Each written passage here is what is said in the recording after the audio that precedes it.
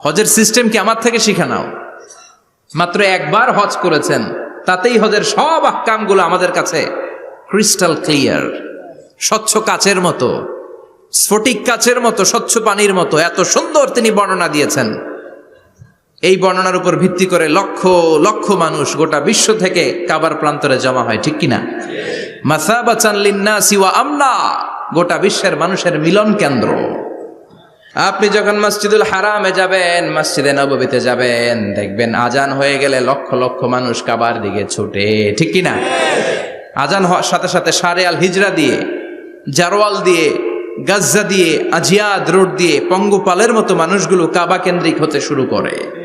কারণ কাবা হচ্ছে assembly point, gathering point, এটা মিলন কেন্দ্র।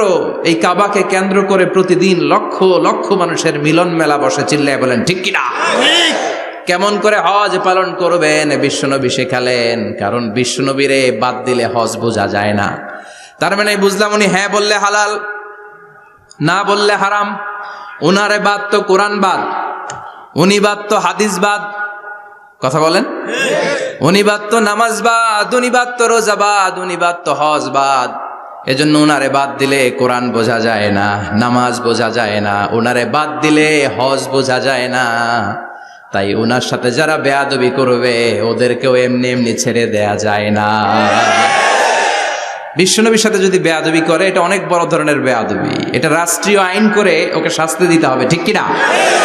বিশ্বনবীর বিরুদ্ধে যদি ব্লগে কিছু লিখে, কেউ ব্লগ লিখে, বিশ্বনবীর পারিবারিক জীবন নিয়ে যদি কেউ কটু কথা বলে, বাজে মন্তব্য করে, বিশ্বনবীর ব্যাপারে যদি শাহবাগের চত্বর থেকে, প্রজন্ম চত্বর থেকে কোনো কথা বলে, ওই বেয়াদবগুলারে ফাঁসির রশিতে ঝুলানোর দরকার আছে না নাই? Very sensitive issue. বিশ্বনবীর সম্মান গোটা উম্মার সম্মান, কারণ বিশ্বনবী বাদ তো পুরো ইসলাম বাদ। এজন্য আমার নবীর বিরুদ্ধে কথা বললে ওর সাথে আমাদের কোনো কথা নাই। চিল্লায় বলেন ঠিক কিনা? এই সেন্সিটিভ ইস্যুতে আমরা সবাই এক।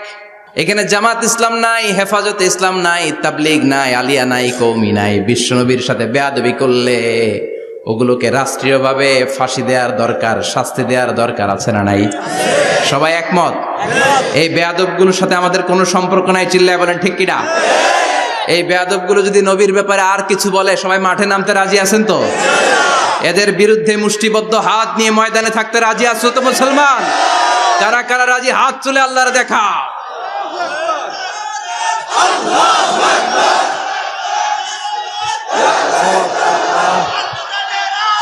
ঘরে ঘরে জালো